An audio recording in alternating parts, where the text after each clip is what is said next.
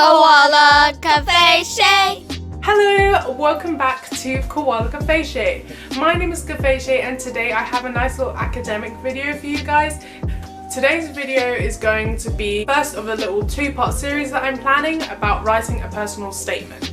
So I am currently at the start of year 13 in the UK and I've just written a personal statement and I've sent it off. If you're applying to universities in the UK, writing a personal statement is a crucial part of the application process. It's basically a 4,000 character essay about yourself.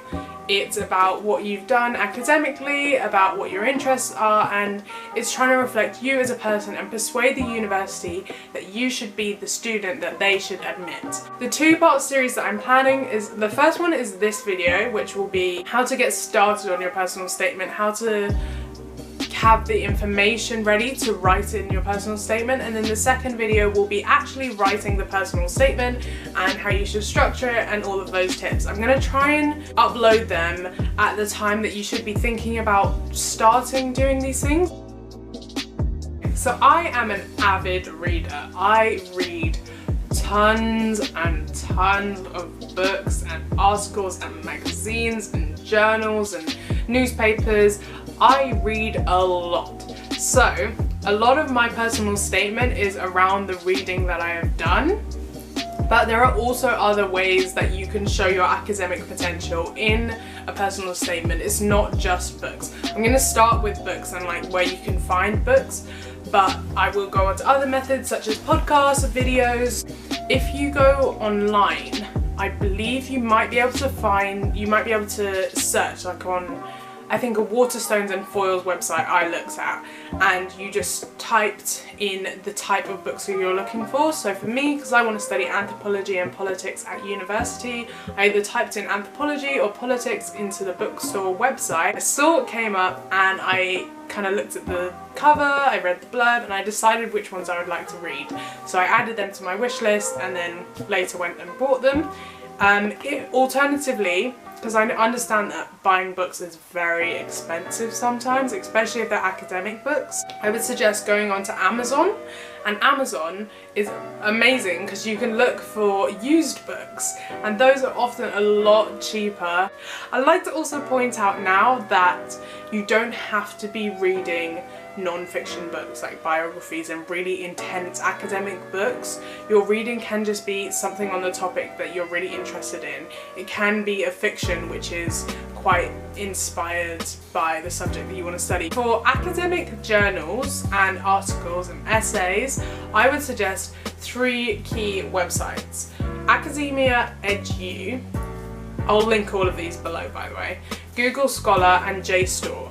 So these three websites have been amazing for me when looking for academic articles to read. So they're basically written by researchers and students in these subjects and they're published on these websites. Also, if you're doing an EPQ, these websites are also really good for finding sources for EPQ. The Hodder Education website, you can find magazines for A-level and GCSEs. Other magazines I would suggest is The Economist. So I believe this Economist has a student subscription. I'm not actually sure. I would highly suggest, if you want to do anything related to politics, business, economics, journalism, that kind of social humanities area, I would suggest The Economist. I've heard also that the Financial Times is pretty good. I think that's a newspaper though, but I don't read the Financial Times just because I don't. I would also suggest you could subscribe to newspapers. I like watching the Guardian website every now and then. I also have the Sky News app on my phone so that when there's news updates I can check them. And because I want to study politics and I want to study at Cambridge, there's going to be an interview and a test, and those I believe, obviously I haven't done it yet, but those I feel like are going to be very relevant to the time because it's a subject that's constantly changing and you constantly need to stay updated on what's going on. So if you have some sort of access to the news or a magazine that is quite academic and you could read it at this level, then it would be useful if you have to have an interview and you can understand what's going on currently. If you're not a big reader, then you could alternatively listen to podcasts or listen to the radio. I walk to school for about half an hour every day and then about half an hour back. That is a perfect time to just put in some earphones and listen to a podcast as I'm walking home. I listen to Talking Politics podcast on Spotify. I love this podcast so much. I can't even explain it, but I just feel so like in the know when I'm listening to it. I'm like, oh, I understand what's going on in politics and parliament.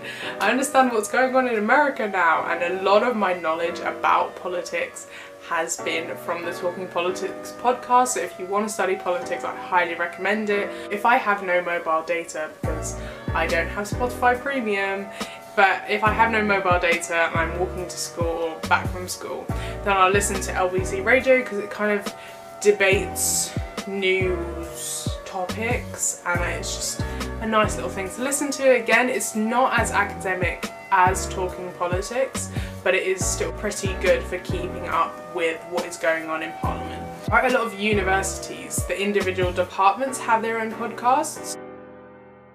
Try to attend a talk or an event which is talking about your subject. If you're near London or you live in London, a lot of the London universities will hold events that you can access if you're just a member of the public. I'm sure other universities would as well, but it's just easier for me to get to London universities.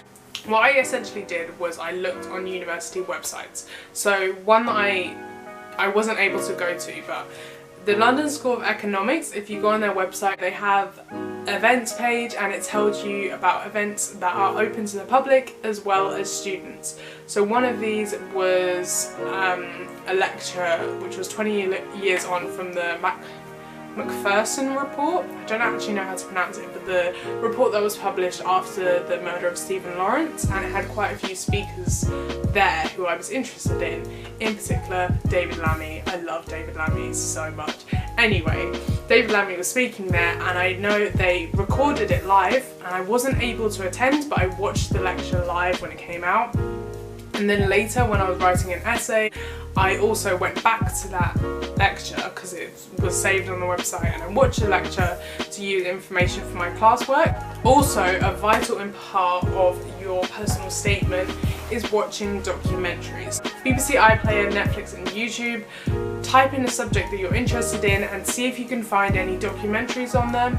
They're usually just an easier way to digest information and help you better understand the topic. You may not even use the information from it directly in your personal statement, but watching stuff to help you understand the subject and make sure that you want to do the subject more may be as useful, if not even more useful, than finding stuff to talk about directly in your personal statement. I also use quite a lot of TED Talks. TED Talks are amazing because they're really short. The longest one I've watched was about 20 minutes, I think. And it's literally a snippet of information, usually different speakers, so you don't get bored of the same person over and over again. And it's just a nice little snippet of information, and you can usually take that information and do further research yourself. If you live near or in London, then go to some of the London museums. They're all pretty cool and big, and I think they're all free. You'd have to check that, but you can visit a museum, and it may not be something that you explicitly write about in your personal statement, but it could be an inspiration. MOOCs. This is massive open online courses, and you can get these online. So I've done 2 MOOCs and I used the website FutureLearn. So FutureLearn is free. You can do a course for about 2 to 6 weeks online with loads of different universities and on pretty much any topic you want. And you have regular, like, weekly hours where you have assignments to do, you have videos to watch, you have things to read, you have little tables to make, and I found they were really interactive and they helped me understand things better. So one of the ones I did was a MOOC from UCL, the University College London, and it was about social media and how different people in different places in the world use social media. I found that one amazing, especially as they were talking about Trinidad, which is where I'm from. You do have to pay if you want to print a certificate, but I just didn't because I knew I'd done it. I knew all the information. I didn't feel like I needed to print the certificate.